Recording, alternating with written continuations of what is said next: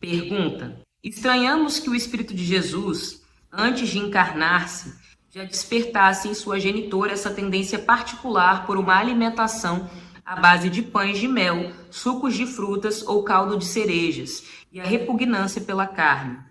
Desde que ele ainda não despertara na carne, como poderia sugerir a Maria o desejo por iguarias de sua futura preferência? Muito interessante isso aqui, né?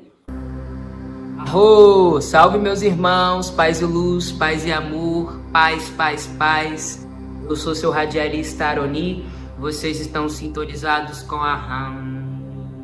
Apostos para darmos seguimento aos nossos estudos.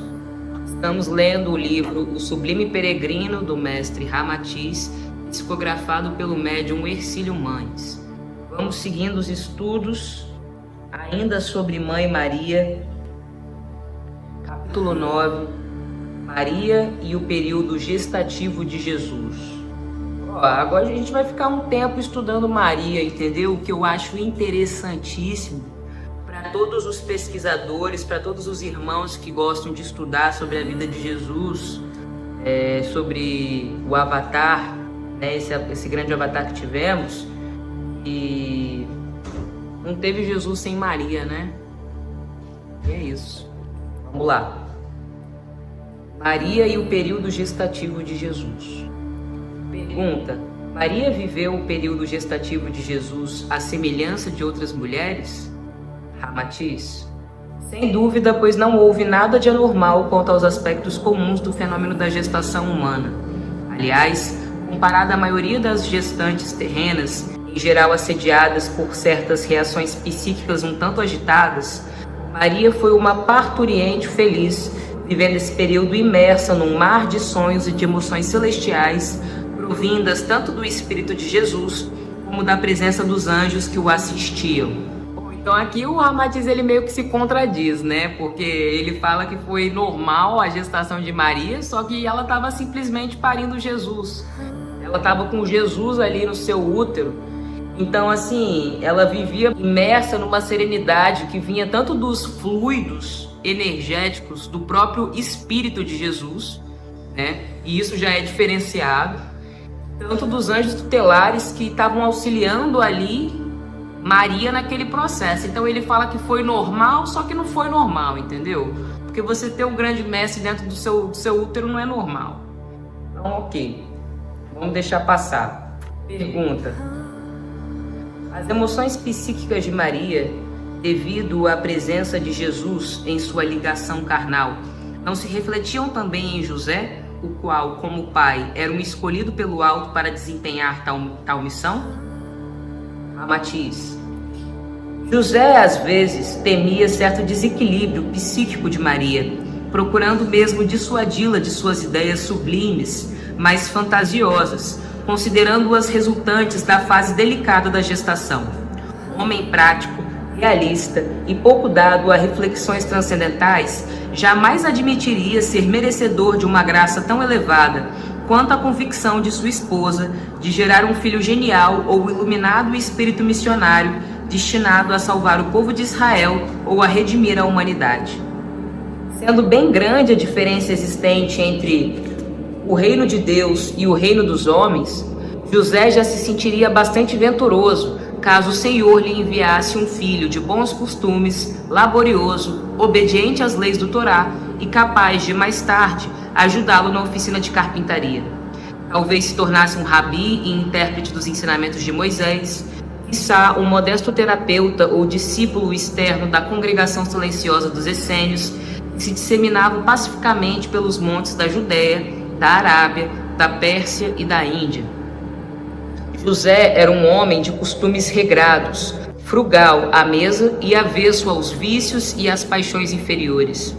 Alimentava-se comumente de frutas, vegetais, cereais e disciplinava a família sob as normas da educação essênia, que aprendera com os anciões do Monte Moabe.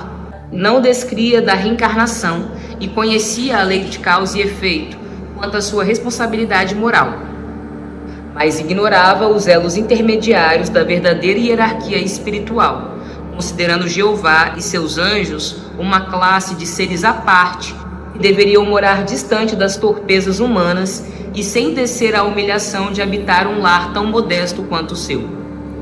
José ainda se considerava grande pecador, por isso, a visita assídua de um anjo em sua casa, conforme lhe assegurava Maria, deveria ser fruto de sua imaginação e sensibilidade espiritual. Ouvia as estranhas revelações de sua esposa, mas disfarçava, tanto quanto possível, a sua incredulidade quando ela lhe falava do seu anjo de guarda, resplandecente, e do destino glorioso de seu futuro filho. Deliciava-se com a alegria da maternidade da companheira feliz, ouvia-lhe as cogitações sublimes, as quais atribuía à esperança de toda mãe jovem em sempre gerar um filho talentoso, destinado às glórias e aos louvores. José ignorava, no entanto, que Maria ficava semi-mediunizada pela presença excelsa de Jesus em ligação ao seu regaço materno, o qual lhe transmitia emoções angélicas, fazendo-a um prolongamento vivo do seu glorioso espírito. Pergunta: apreciaríamos saber se, além da elevada emotividade espiritual despertada pela presença do Espírito de Jesus e seus anjos, Maria também revelou algum dos fenômenos peculiares às gestantes terrenas. Ramatiz: cumprindo o ciclo fisiológico da gestação do corpo de Jesus, Maria também viveu os fenômenos próprios de certas parturientes, tais como a depressão sanguínea, o incômodo respiratório e a fadiga devido à nutrição de mais de uma vida em seu seio. Até os desejos excêntricos manifestos comumente nas gestantes, ela os revelou algumas vezes. No entanto, a presença do sublime Jesus sensibilizou de tal modo o seu sistema endócrino que Maria passou a sentir profunda repugnância por qualquer alimento carnívoro e seus derivados.